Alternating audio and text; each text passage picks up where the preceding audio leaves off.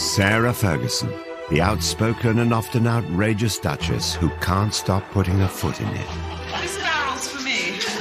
There's certainly a sense that Fergie liked to have fun, she liked to sort of play jokes, but actually it began to wear rather thin. She's like a sort of steamroller that just keeps going. And her other half, Prince Andrew, the Queen's second son, and by all accounts her favourite. He was the pin-up boy, if you like, of the royal family. He's the one who got the looks, and he was a good-looking young man. Together, they make up the most controversial couple in the royal family.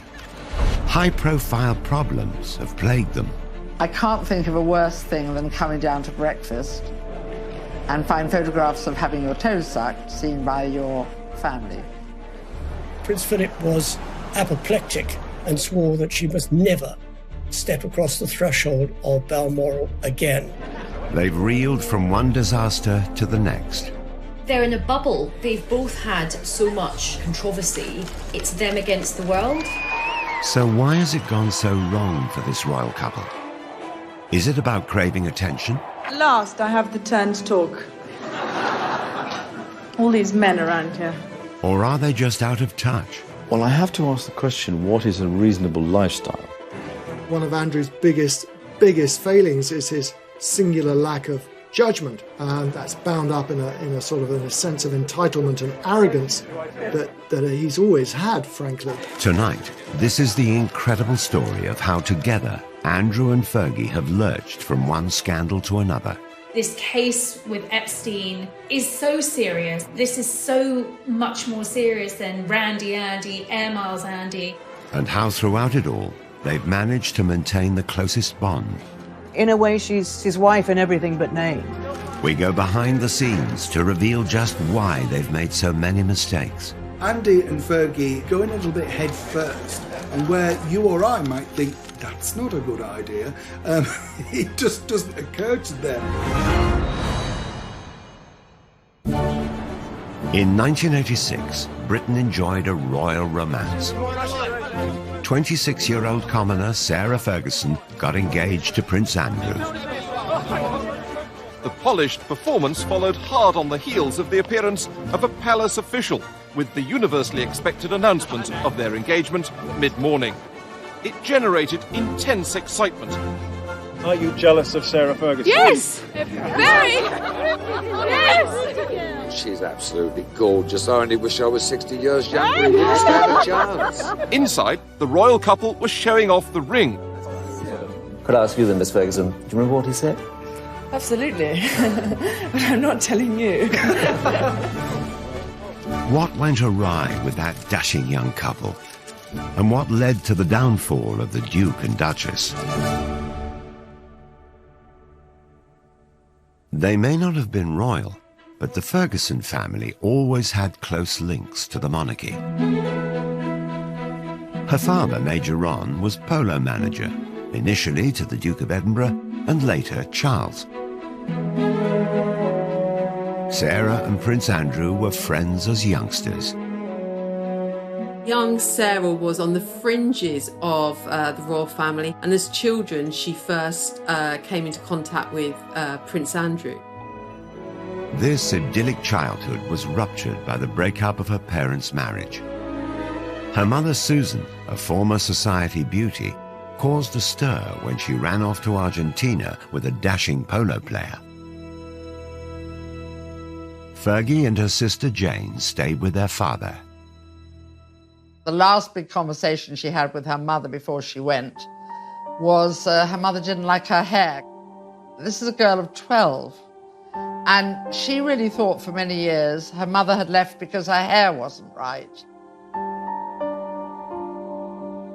If you think your mother doesn't love you, I think you're always panicked by self-doubt. Sarah's father was terrific, but obviously he wasn't a housewife, and he wasn't great at cooking. He did master scrambled eggs, and they would just eat eggs out of a saucepan because he thought, well, what's the point of, dirtying all the plates? After her emotionally difficult teenage years, Fergie moved to London and shared with friends. Will there be an announcement this week? Her flatmate adored her. Sarah Ferguson's flatmate, Caroline Beckwith-Smith, is on holiday in Barbados. Just great fun, really, and interested in lots of things. Fergie threw herself into London life. She went on to have serious relationships. She wasn't the sort of unspoiled young woman that Diana was expected to be as mother of the future king. As Ron Ferguson famously said, of course she's got a past. She's 25, 26 years old. If she hadn't got a past, then there would be some serious questions to ask about. She dated a stockbroker, then lived with a millionaire called Paddy McNally. She enjoyed the jet-set lifestyle in his chalet in Switzerland. She and McNally, who was a widower with 2 young sons, fell in love, and they had a fairly lengthy romance. But McNally was much older, you know, almost 20 years older than Sarah. He was very rich. Fergie likes very rich men and was living a good lifestyle. But I don't believe for a moment there was any question of McNally proposing to Fergie. The romance and lifestyle came to an end. But in 1985, she found her prince. Although Fergie and Andrew had crossed paths in childhood, they'd had very different upbringings. Well, Andrew has a unique place in royal life because he was the first child born to a reigning monarch since the early days of Queen Victoria's reign. She and Andrew had a very close relationship. He's constantly described as the Queen's favourite son. They are extremely close, and in a way closer than Charles and Anne ever were. He was spoilt, and Andrew was pretty assured of himself. He knew what he wanted, and he made sure that he got it. He had the looks, he had the physique, and you either liked him or you didn't like him. I think a lot of people didn't like him. If some of his fellow pupils didn't like him, the same couldn't be said of women. Prince Andrew had already been christened with a number of nicknames regarding his love life. Randy Andy is the best known. The prince has a practiced eye for the ladies, and his romantic adventures have been well publicised. The gossip columns make no mention of a serious romance at the moment, possibly because the list of temporary romances is so long. Andrew had served as a Navy helicopter pilot during the Falklands War, then later moved to HMS Brazen. His helicopter is a lynx which he's nicknamed the Hussy, as in the Brazen Hussy. He was one of the country's most eligible bachelors. Here was our hero wartime prince who came back from the Falklands, dashing and handsome with a rose clenched between his teeth. He was incredibly good looking in his youth, and he was very popular with women, and he had an eye for women. The organisers of the sports display hadn't forgotten the prince's reputation with the girls. 12 of the most shapely danced before him, and the prince's face said the rest. Prince Andrew had had a rather checkered love life. He'd been in a relationship for a long time with Koo Stark, the American actress. Koo was an absolutely beautiful young woman, very much in love with Andrew, but she wasn't going to fit the bill for a royal bride. Although there had been rumours of marriage, the couple split. He was 26, he was at an age where the Queen really wanted to see him start thinking about settling down, and Sarah came into his life at just the right time. In 1985, Fergie appeared on the dashing prince's horizon, and the matchmaker was none other than Princess Diana.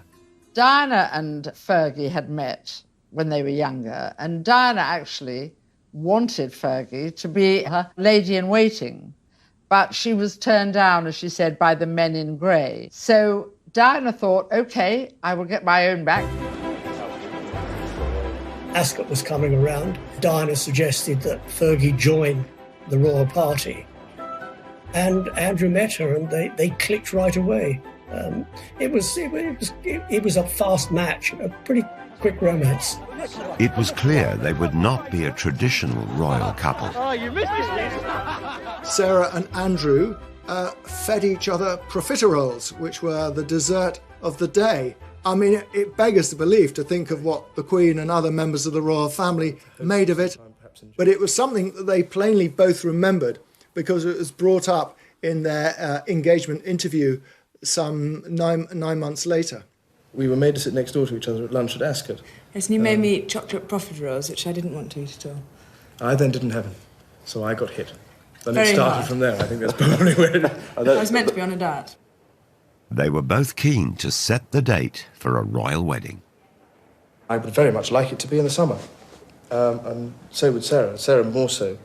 Because I think that... Get on with it. Get on with it and get it out of the way. She was often contrasted with Diana, and in those early days, Sarah came out of the contrast rather well, because Diana was seen as rather pale and wilting, you know, this delicate flower, whereas Fergie was robust like the wife of Bath. How do they look to you on TV? Oh, smashing. Really relaxed. I think they did really well. I hope it goes as well as they did for Di and Charles. Sarah Ferguson was going to be a Navy wife, and as she was from a military family background, it seemed a perfect match. The Queen approved of her favourite son's choice of bride. Westminster Abbey, the focus of attention tomorrow, and where today the more intrepid spectators have already staked out their patches to get a good view. On a hot July day in 1986, the country celebrated.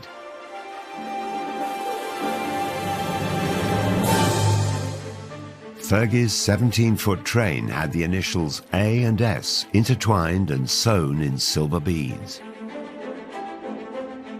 Everybody thought it was stunningly beautiful, and as she always said, I walked in as a commoner and I walked out as a duchess. A bit of a fairy tale, that, wasn't it? I mean, it's Cinderella, you know. At this precise moment, Sarah Ferguson became Duchess of York. They come out of signing the registry and a royal bride and groom curtsy to Her Majesty the Queen. A lot of brides have been quite sombre at that moment. Fergie's giving a big smile to the Queen, and the Queen, I think, is smiling right back. So there's that feeling this is going to be fun. Even on her big day, it was clear that the new bride was going to create waves. Sarah later revealed that she'd been asked not to kiss Andrew on the balcony at Buckingham Palace, and I think perhaps in a hint of her rebellious nature, Sarah's attitude was, well, here I am, hundreds of thousands of people in front of us here. I've got my prince, I'm going to kiss him. And she did. Others were not as impressed by the displays of exuberance. I was commentating at the time at the wedding, and when they went behind the altar screen to go and sign the registry, they were larking about a bit, and I said to my co-commentator, that's a marriage that's not going to last. A certain amount of decorum wasn't there. For the most part, the press and public adored the new, fun, unfussy couple, especially the all-action Duchess. I think that their brand and their image was really positive. Creating a positive impression enables you to kind of influence and effectively manage your reputation. The newest arrival typifies the greater freedom of the young royals, becoming the first royal duchess to get a pilot's license, complete with very un-Biggles-style hair grips. I was absolutely in love with Sarah Ferguson as a wee girl. I thought she was just so refreshing. I think they had this amazing honeymoon period. They really were the golden couple, and she was really seen as a genuine breath of fresh air. The Yorks weren't just a hit at home. The following year, the couple embarked on a 25-day tour of Canada. Their tour of Canada went extremely well. There were tens of thousands of people pouring out wherever they went. They wanted to see the new bride, they wanted to see the new bridegroom. It was a terrific tour, that tour to Canada, 1987. I was on it, actually, and it was a great privilege to be there. They were hugely popular. They were enthusiastic. I think that's what the public reacted to. They weren't there just to cut the ribbons at the opening of things and say how nice to meet you and have you come far, but actually engage with people. I could not go through a whole tour, letting my darling husband of a year and a day do all the public speaking. So we agreed, for once, that I should have the last word tonight. The Yorks were like no other royal couple before, more relaxed and far less serious. You make us feel so at home here. And I'm just a little bit sad that number 99 of the Edmonton Oilers isn't here to meet me tonight. But the fun times did not last long. Stormy waters soon appeared for the Navy wife and the handsome prince. She was a very passionate woman, and within months, weeks of marrying, she found her husband was away all the time. And Fergie's desire for attention started to grate with the public. All that her natural charm that had been celebrated initially began suddenly to be seen as rather unsophisticated and inappropriate.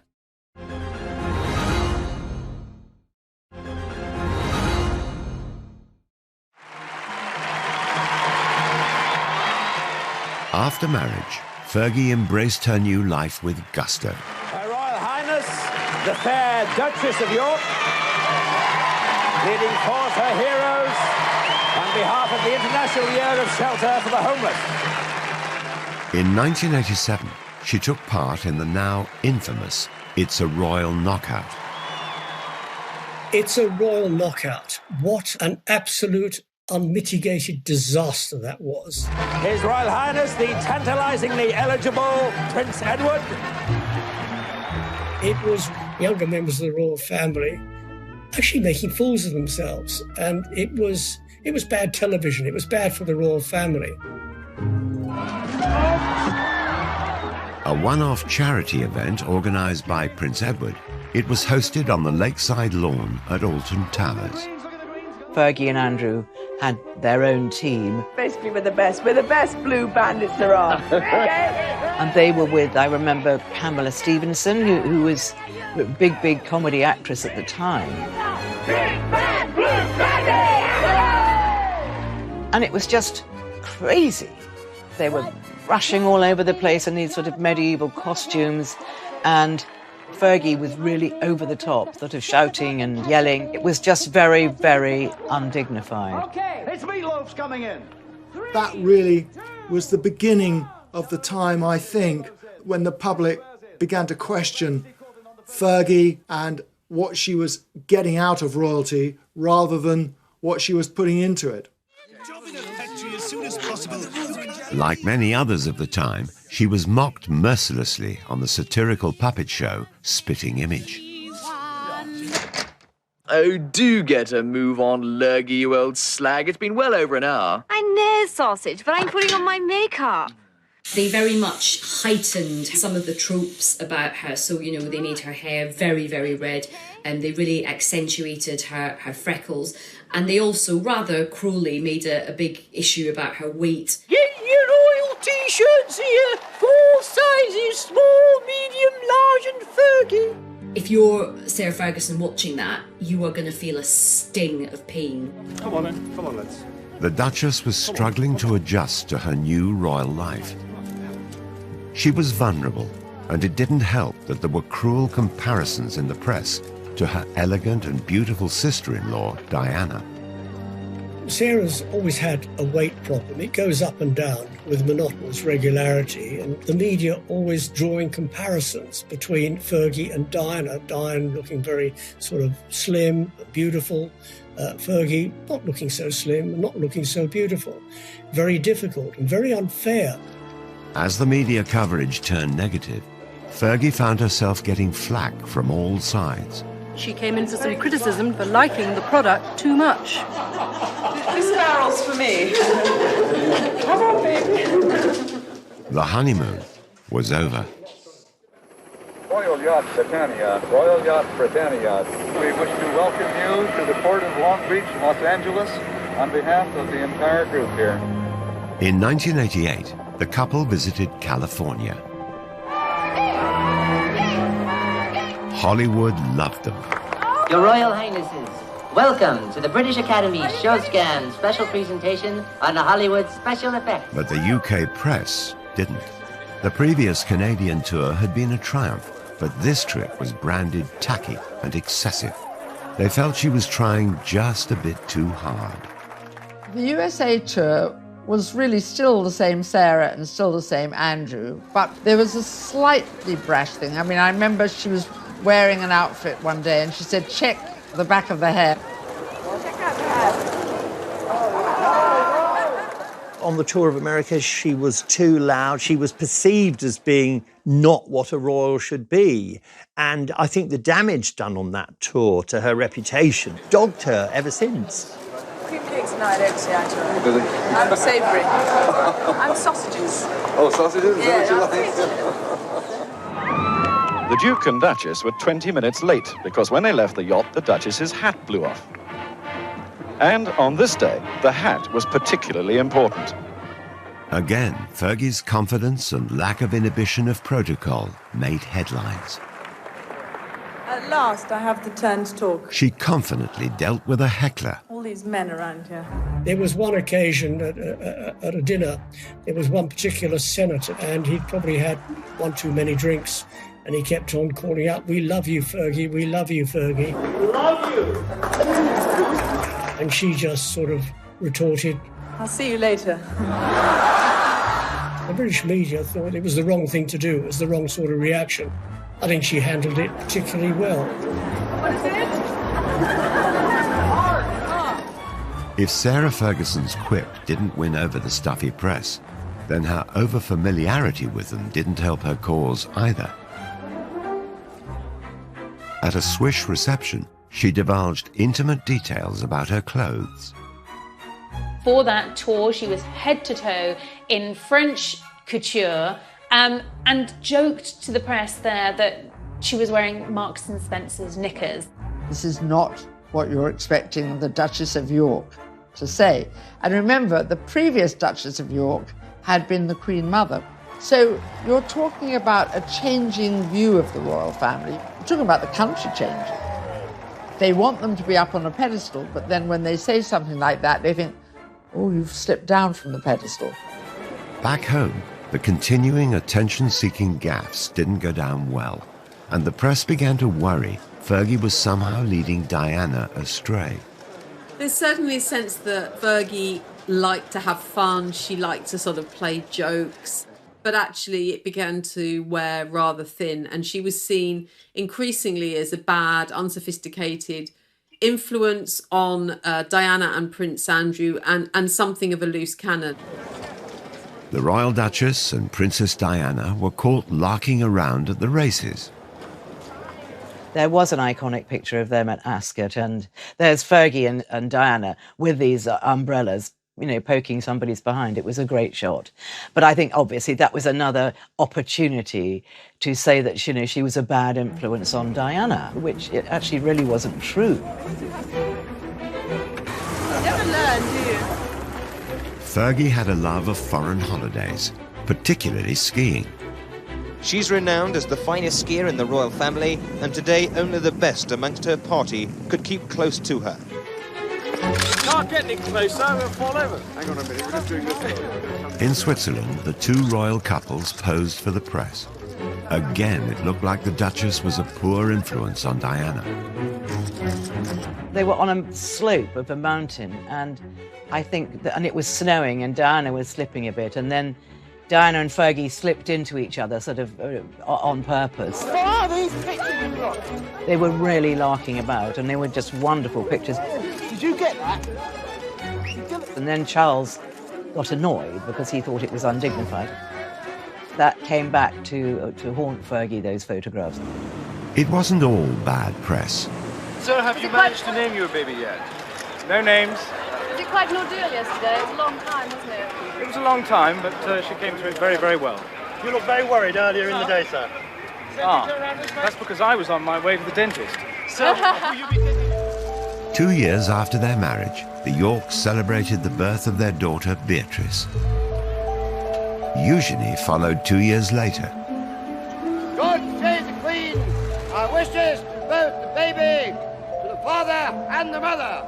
But the happy families didn't last long. Prince Andrew was away at sea for many weeks of the year. His posting follows 3 months of specialised training, and the Duke will now lead a flight team aboard the frigate for around 18 months. In the early years of their marriage, Andrew was serving as a naval officer, which meant that he was frequently sent away. And for Sarah, that meant being at home, at the palace, on her own for long periods of time. And in fact, she later recalled that she got to see her husband for 40 days a year. The rest of the time, he was absent. It's terrible. I mean, you're going away and leaving what you love behind. It's a fantastic job for a single man. It's getting less and less so for a married man. The new mother was lonely and lacking support.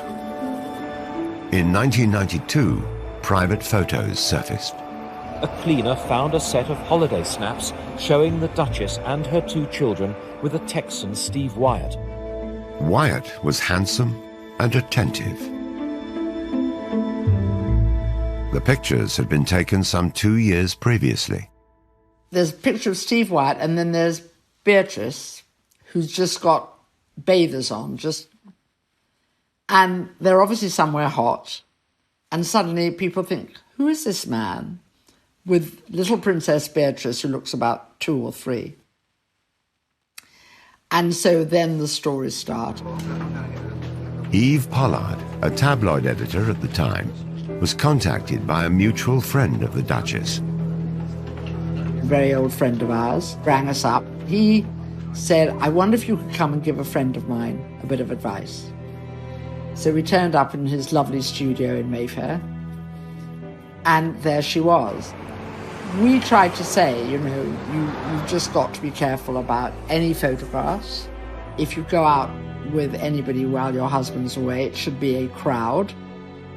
And she was, at that time, I have to say, very, very unhappy about the fact that she was alone. Gossip of affairs circulated in society circles for months. He was also getting a lot of flack from the royal household for behaving, as they saw it, inappropriately. So everything was mounting up against her, and I don't think Andrew was there to really back her up. And then along comes Steve Wyatt. It was the beginning of the end for Fergie and Andrew. The announcement that the Duchess of York had initiated discussions about a separation from her husband came as she arrived to pick up their daughter from school. In March 1992, the couple split.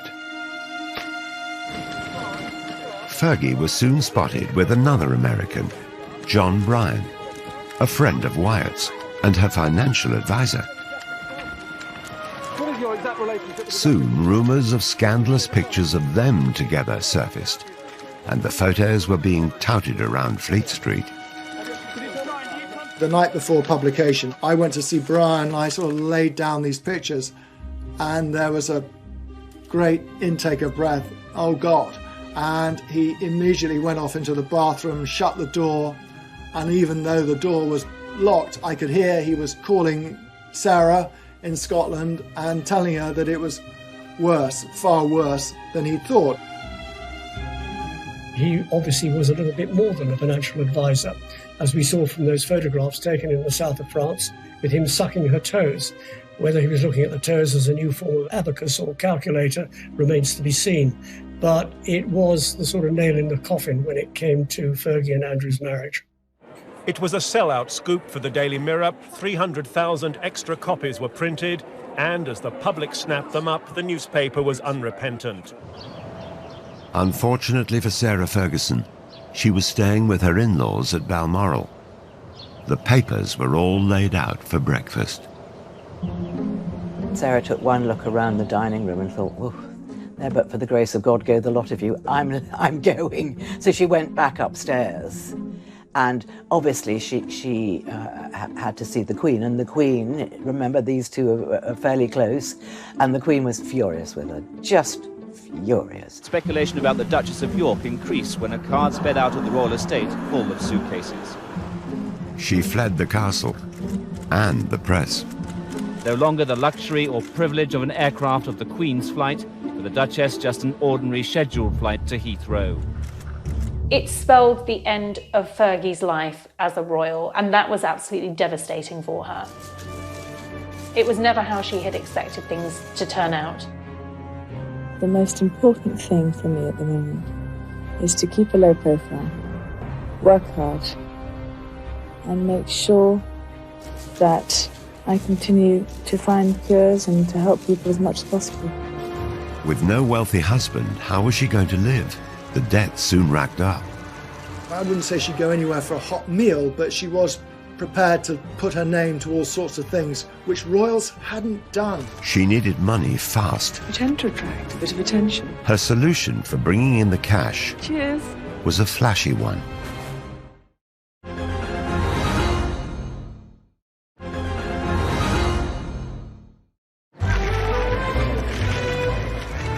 The Duke and Duchess of York announced their divorce in May 1996. By August that year, Sarah Ferguson was no longer able to use the title Her Royal Highness.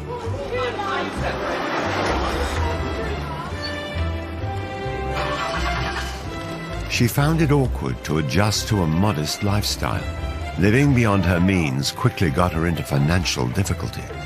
You know, she's cast out of the royal family.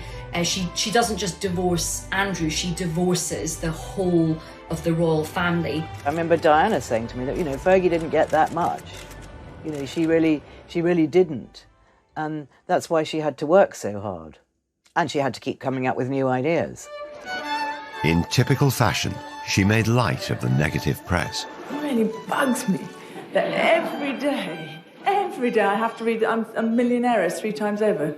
Cool, I tell you.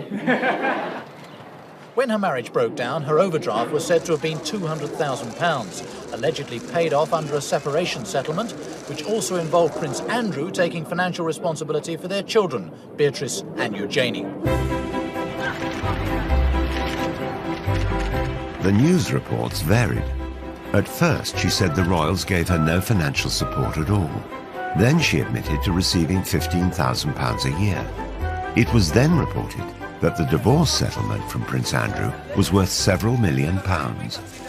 Later, it seemed to emerge that actually she had a settlement around sort of £3 million.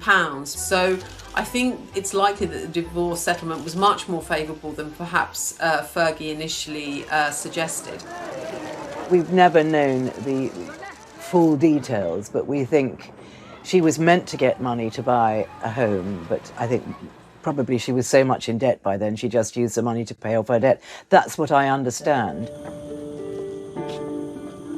In 1996, it was thought Sarah Ferguson's debts stood at around £1 million. Just over a year later, her debts were reported to be in the region of £4 million. She had no concept of money coming in as opposed to money going out. About £300,000 went on her staff costs. £150,000 she would spend in a year on gift. She travelled a lot. Those were expensive costs. The simple fact was that she spent more than she had, and she rapidly got into serious debt. I think that's the story of her life, really. She just is a very free spender and very, very generous. But if you're like that, you do get into financial trouble unless you're earning millions all the time. Sarah did have money problems. That was well advertised everywhere, and she wasn't ashamed of that. She got up out of bed and thought, right, I've got to make some money here. Fergie tried to earn a living. She knew she had cachet as a former royal. She also knew the best place to sell herself.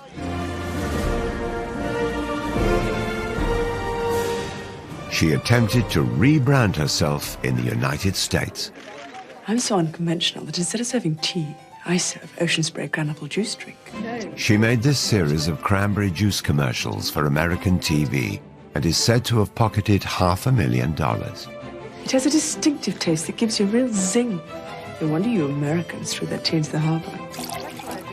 The Americans, God bless them, they love people with titles. If you're a lord, well, yeah, you're pretty good. But if you're a duchess, wow, you sort of hit the jackpot. She'd been married to the son of the Queen and was prepared to endorse brands. So for PR companies in the States, their Christmases had come early.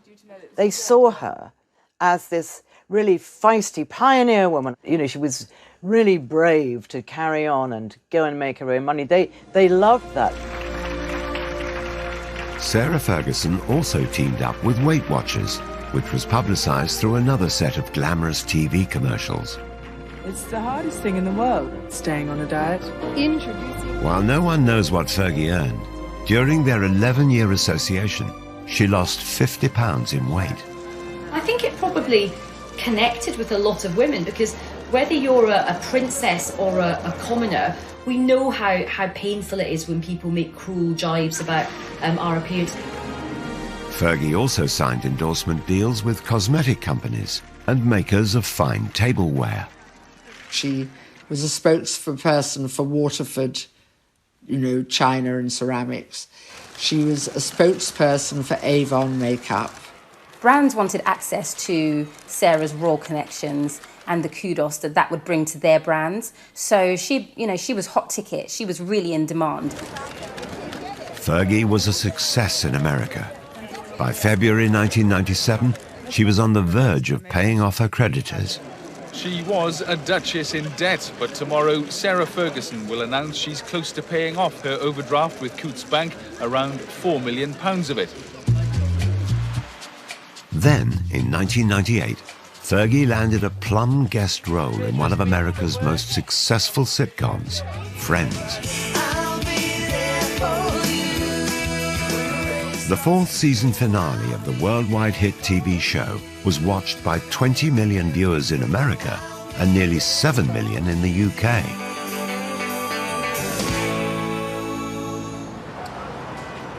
Filming brought the Friends cast to London for a major wedding storyline. The character Joey photographed Chandler outside Westminster Abbey. Then who should turn up among the stars but the Duchess of York? They may call it a bit part in the business, but she could have been paid as much as £900 for an hour's performance. Jay says you don't really like his hat, but I think it's kind of dashing. The fact that Sarah famously appeared as herself on an episode of US TV sitcom Friends, I think was a key positive moment for her. Appearing on the episode of Friends for some people would be the ultimate kind of cult appearance, and I'm sure her daughters thought it was amazing. Fergie, baby! But, this was not becoming of a former royal princess to appear on, an American sitcom. Of course, really, if she'd had any kind of royal status, she certainly wouldn't have been allowed to have performed in Friends. I think actually out of all the TV projects that she did, the British public warmed to her for doing this one. This wasn't hugely embarrassing. Even so, Fergie had profited from her royal status. The royals put their names to organisations and charities. Sarah was using it to make money, which upset the royals terribly. Making money from her royal status was one thing, but Fergie went a step further and cashed in on the story of her royal private life. The fact that she went out into the commercial world, as long as she wasn't besmirching the royal family, wasn't trading on secrets and telling stories out of school, that they had to live with it. But as soon as you start sort of saying things that patently aren't true, then that is upsetting. Sarah Ferguson published her autobiography, My Story, in 1996. She told the world that she'd been made to feel unwelcome in Buckingham Palace and revealed secrets about the breakdown of her marriage to Prince Andrew. The Queen is said to have been particularly displeased, as is Princess Margaret and Prince Philip. So the real big guns in the royal family are really, really upset by all of this. A new book meant a promotional tour, and Fergie was back off to America. Oprah Winfrey was among the broadcasters who lent a sympathetic ear. You're sitting in the palace, and you felt a sense of hatred for yourself. That doesn't compute in our Princess Cinderella Duchess mind. You understand? Okay, so that is the fairy tale. It is the fairy tale. But then comes the realism that you actually you didn't marry to get the fairy tale. You married a man. You fell in love and you married the man, and then you've got to come to terms with the fairy tale. Now, there was a certain amount of sympathy for her in the United States. Poor Fergie, whinging about how she was badly treated at Buckingham Palace, which is a bit rich, but Buckingham Palace weren't going to react to that. So when you moved into the palace, were you surprised? I mean, the way you described as you describe it in the book, I'm thinking it's a little dark room down the hall at Buckingham Palace. Yes, it's on the second floor. It's all burgundy and very dark. And the light bulbs are only 30 amps, so they don't put any light. Not only was she cashing in on her own royal status, she was lifting the lid on being inside the royal family, letting the public in, and that's a big no-no. Despite selling her royal secrets, Fergie remained on good terms with Prince Andrew. His active service in the Navy was coming to an end, and a new, controversial chapter in his life was about to start. Since 1997, he's worked in London for the Navy's diplomacy unit. Now that he's on Civvy Street, Andrew is going to be a roving ambassador promoting British trade overseas. Fergie's ongoing quest to make money played out in the media. But there were more PR disasters on the horizon, and this time, a scandal of epic proportions. She'd done something very, very stupid. I think she really had to lay her soul bare in order to sort of exonerate herself from what she'd done.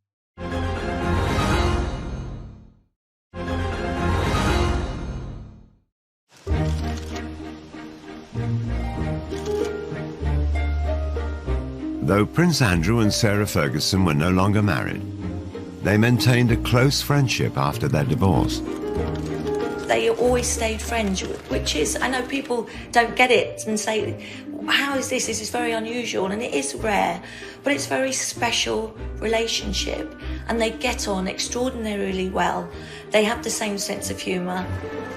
In 2008, Fergie moved in to share Andrew's home, the Royal Lodge in Windsor. Their friendship has intrigued royal watchers. They're the couple who, you know, they might not have the label of being husband and wife, but they're definitely kind of soulmates, I think. Soulmates, whose friendship brought its own problems. The next disaster to hit would rock not only Andrew and Fergie, but the whole royal family. The fake sheikh was called Mazir Mahmood, who worked for the News of the World. He kept saying he wanted to meet Prince Andrew, and he would pay her $500,000 if she could fix that. Posing as an Arab businessman, Mahmoud had played out hundreds of undercover stings on high-profile personalities since the early 90s. Victims were cajoled into making embarrassing confessions or trading illegal substances. The fake sheikh operations were often criticized as entrapment. He would do these meetings at the Savoy, the Dorchester, all these glitzy places, and, you know, so many celebrities and other royals got stung by him. Fergie was likely targeted because of her well-publicized money problems and her friendship with her ex-husband. By 2010, Prince Andrew had retired from his successful naval career and had a new role as a special trade envoy for Britain. Okay, of course. So you need 500,000 in. Yeah, but that's in wire transfer. That has to be wire transfer, I mean, obviously. The News of the World set up a sting to secretly record Fergie. Despite the grainy and low-quality footage, she can be heard offering access to Prince Andrew. It's £500,000 when you can, to me, open doors. Big Prince Andrew. Yeah. Is that a deal? Yeah. What she was proposing and what she was saying she could do, and using Prince Andrew basically to shake down some money from a man who she thought was a very rich foreign investor, but in fact was an undercover journalist. It's one thing to be, you know, trading off the fact or the fact that you had once been a member of the royal family. But what is not really appropriate is the fact that you're no longer a member of the royal family, that your ex-husband has a sort of governmental ambassadorial role, and you're offering access for huge amounts of cash. Prince Andrew knew absolutely nothing about what was going on. This is something that Fergie had arranged all by herself and was going to present it as a fait accompli. But, you know, you don't sell a member of the royal family for cash. But the fake sheikh had caught far worse on camera. After agreeing she would be paid a £500,000 fee by wire transfer, Fergie was seen accepting a cash deposit of just under £30,000. She left the ill-fated rendezvous with the suitcase containing the cash. She'll give it back, but her reputation is in tatters. When you looked at it, she was obviously distressed, she was smoking, she was drinking, and he was there with this sort of suitcase of money. I think out of all of the embarrassing deals, this was the most serious. Andrew had no option but to completely distance himself from this. It was very embarrassing for the royal family. In 2016, the fake sheikh was himself exposed as a lawbreaker. He was found guilty of perverting the course of justice after tampering with police evidence. Did you lie to get a front-page headline? What do you say to that, Mr. Mahmood? What's your reaction? Mahmoud was convicted and sentenced to 15 months in prison. But his sting on Fergie had done its damage. She apologised to the Queen, she apologised to Prince Andrew, and she's got this extraordinary ability to bounce back. And she did bounce back. Prince Andrew, stood by her, and it was Andrew who sort of came to the rescue and set up a programme whereby Fergie could repay some of the debts, and that's how Fergie got through that episode. Fergie made a public apology. Fergie had to try and defend herself, and in typical Fergie fashion, she went onto the networks to do it. She went onto the Oprah Winfrey Show and reflected with Oprah on what had happened. They watched a playback of the entire fake sheikh video before Fergie made dramatic revelations about her state of mind. Because I was in the gutter at that moment. So I know exactly, I'm very aware of the fact that I'd been drinking, that I was not in my right place. People love Oprah, and I believe that by speaking to Oprah, Sarah felt that it could have a positive impact on her. She really had to lay her soul bare in order to sort of exonerate herself from what she'd done.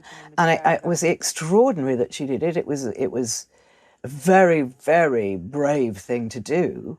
But then she'd done something very, very stupid. It was kind of like the ultimate collision of a royal and reality television. So, of course, people loved it in America. You have to respect her for that, because that really takes guts to be able to do that.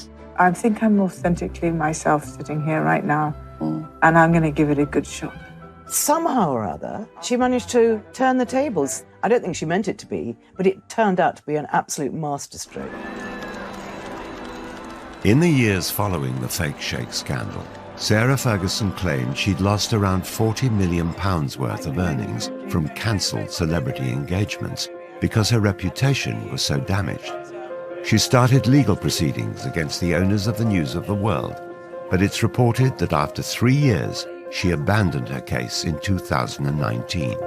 It's unfortunate that she was caught in a sting, but not the first one to be caught in a sting, and certainly probably won't be the last one.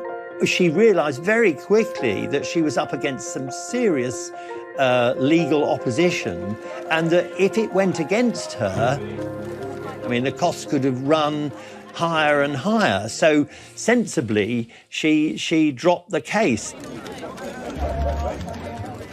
Despite the constant gaffes and disasters, Sarah Ferguson was still close to Prince Andrew, each still supportive of the other.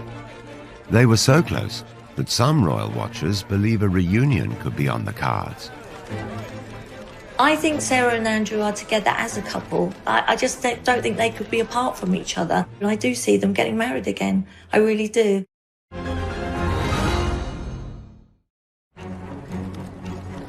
Disaster after disaster. But remarkably, Andrew and Fergie remained close. It has to be the most extraordinary relationship that there's ever been of a member of the royal family.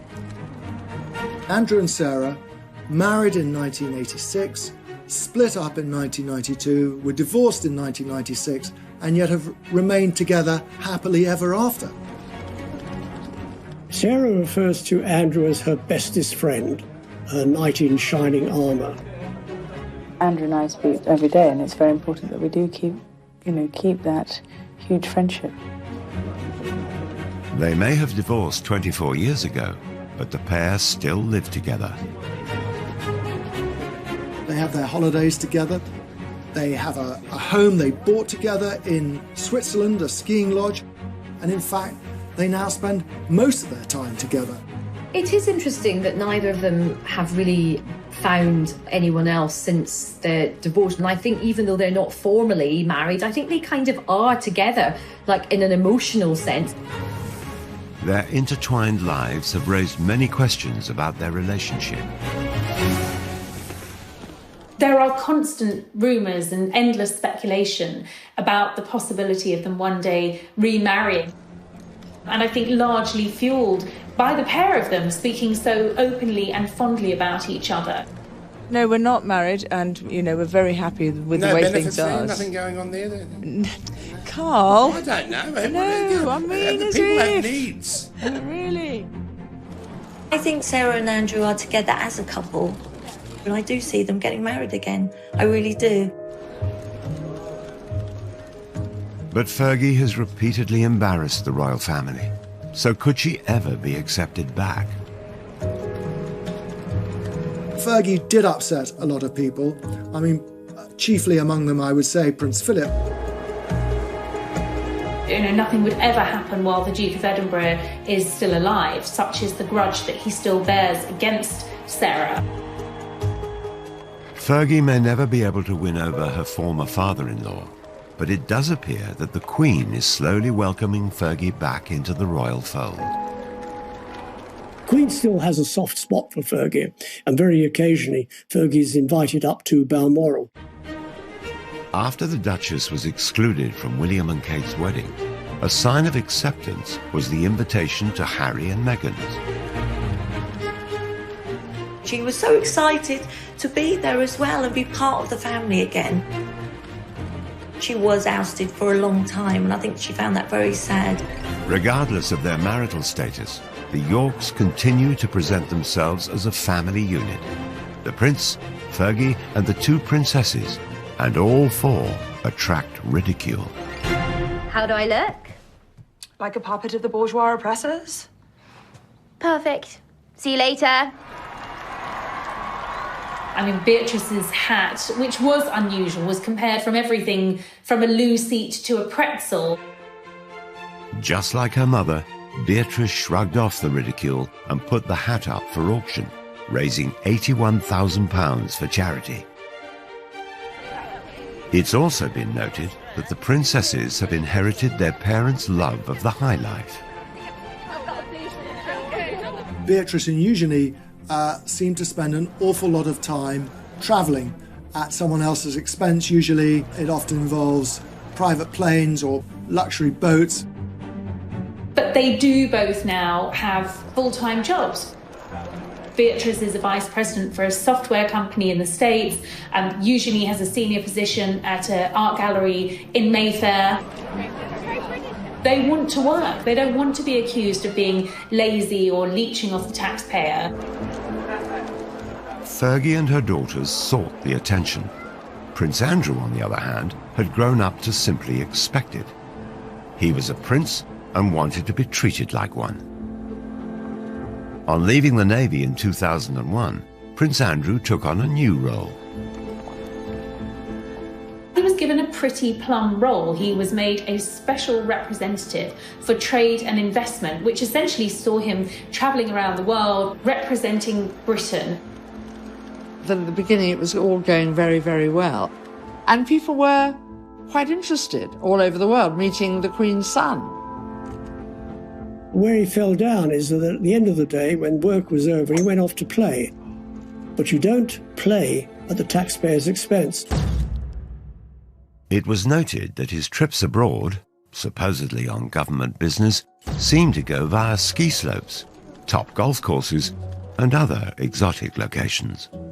He wasn't called Air Miles Andy for nothing. This is the man who saw fit to take a helicopter ride from Windsor to Kent to play golf at a cost of £5,000 to the taxpayers.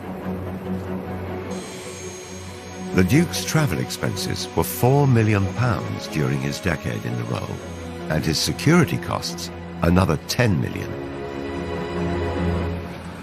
What is an extravagant lifestyle?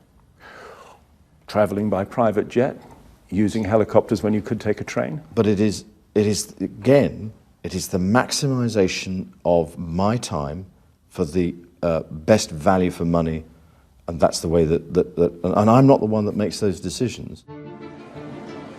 Yet more terrible publicity for the Yorks. Once again, they appeared to shame the royal family. He can't sort of, like his wife, he can't step outside himself and say, how does this look? It did seem to become a little convoluted between what was for Britain and what was for Andrew. Prince Andrew was plagued with controversy. In 2007, the Duke and Duchess of York's marital home, Sunninghill Park, was sold. It had been a gift from the Queen, and the unusual circumstances surrounding the sale prompted further criticism about Andrew's business dealings. When their marriage broke down and it came to selling the house, it took a long, long time, and Andrew was desperate to sell it because he needed the money. I think it had been on the market for several years. Quite remarkably, he managed to sell it to a Kazakh billionaire who not only bought it, but bought it for £3 million over the asking price. The buyer was the son-in-law of the former Kazakh president. He paid £15 million for the property, despite then apparently leaving it empty for 8 years. Not a brick of it remains to this day. It was bulldozed to the ground. It was later reported that Andrew had tried to help the Kazakh oligarch become a client of Coutts, the bank used by the royal family. And the controversy kept on coming. It appeared that the prince simply didn't care what people thought. From his meetings with Colonel Gaddafi's son to holidays with a convicted Libyan gun smuggler. He seems to delight in these relationships, and it is said it's because he's very much drawn to power and wealth. But one of Andrew's friendships would prove more damaging than them all. I mean, this is so much more serious than Randy Andy, Air Miles Andy. This is a criminal case.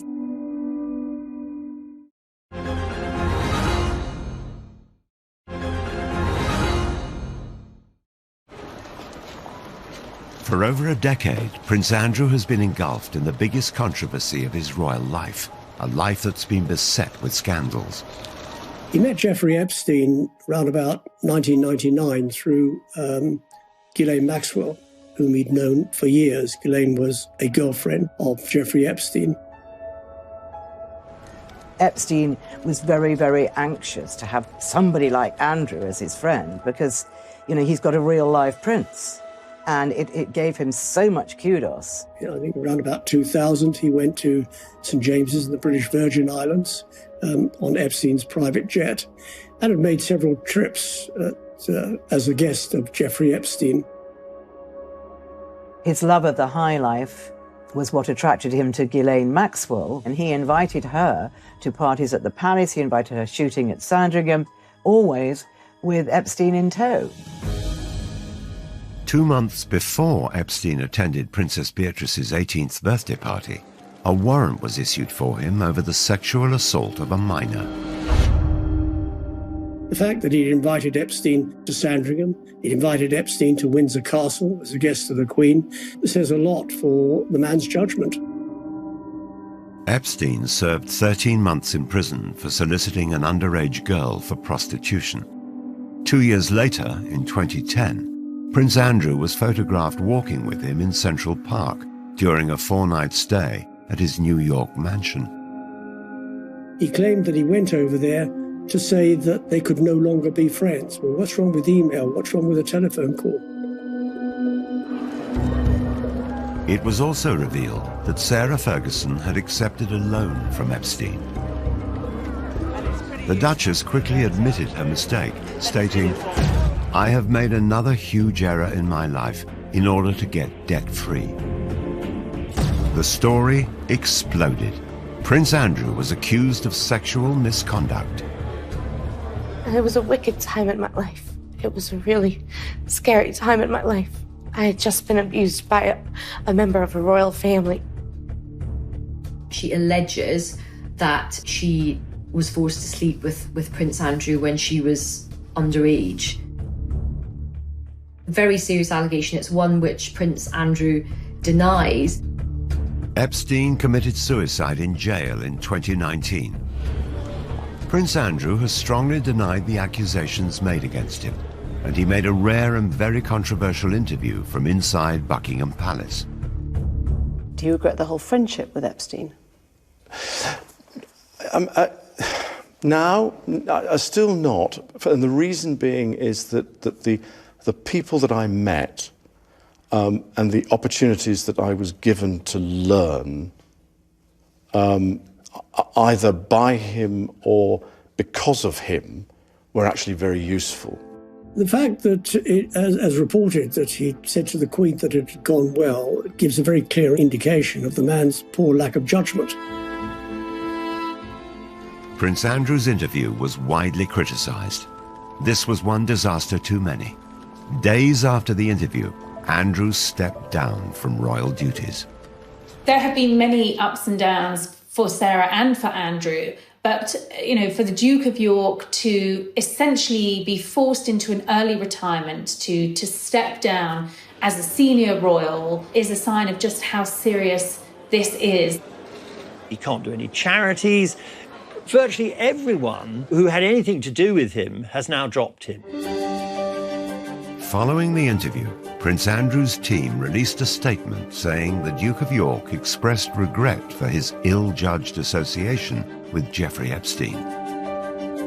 But the story just won't go away. This week, former Epstein associate Ghislaine Maxwell was arrested. She denies the charges against her and any wrongdoing. American authorities have made a formal request for Prince Andrew to speak to them as part of their inquiries. They claim previous requests for help have been repeatedly declined, whilst Andrew's lawyers say his offers of help were effectively rejected. There are clearly questions that need to be answered, and you know, we have yet to see whether the Duke is going to cooperate. There are precious few people standing by him, I have to say. As time goes on, more and more of Andrew's support has sort of melted away, but there is one solid support, and it's Sarah. Sarah Ferguson has defended her ex-husband in television interviews, newspaper articles, and on her social media. It is just shockingly accusatory lies, which I won't stand by and let anybody believe, or I just have to shut it down right now. She knows she's going to get a lot of criticism for standing by Andrew at the moment, but that's what she does. She's so loyal, and she'll do anything to protect her family. Andrew stood by Sarah when she was in trouble. He was remarkably patient, and she is now standing by him. I think they're in a bubble. I think they've both had so much controversy. It's them against the world. When you grow up in the royal family, especially Andrew, who was spoiled by his mother, Charles is much more sensitive, much more aware and worried about how he appears to the public. Andrew was cosseted. He was the favourite son, and the Queen brought him up to think he could do no wrong.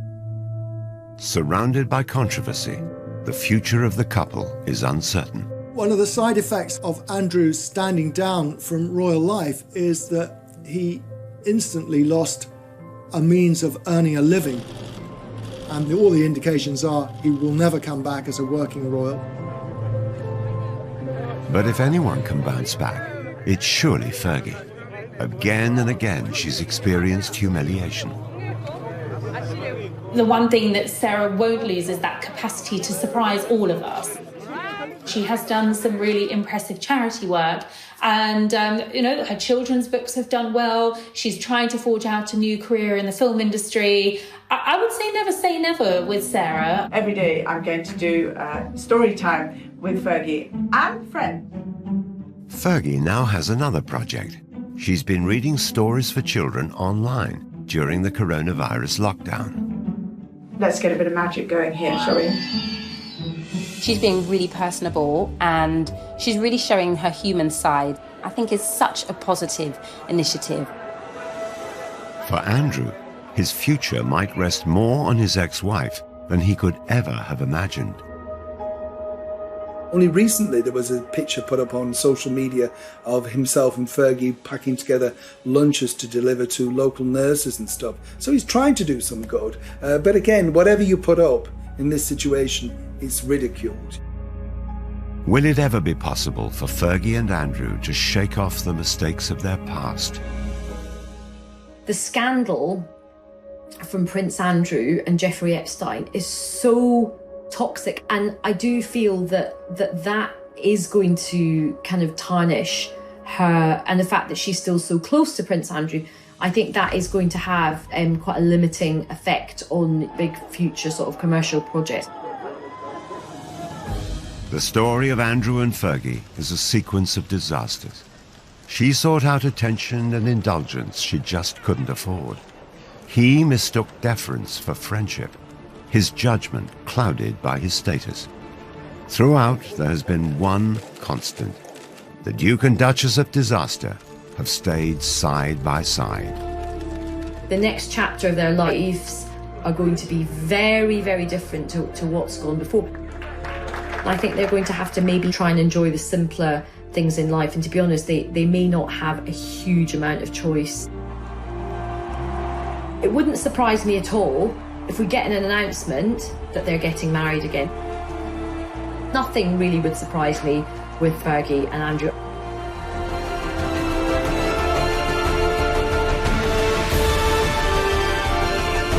Cùng áng mây hòa trong gió tiếng sáo vang từ đâu diều bay vút cao rồi cùng nhau chia phe chơi tròn tiền dưới bóng cây đa già bên sân đình bãi sông làm cô dâu chú rể chiếc kiều la trò chơi rước dâu kỷ niệm xưa mãi sống trong cuộc đời tôi thân tin tuổi thơ. Rồi ngày tháng trôi đi bao nhiêu mong ước xa xưa chỉ còn là kỷ niệm từng đêm tôi nhớ về cuộc đời đu chen bốn bề sầu lo nhiều lúc ước mơ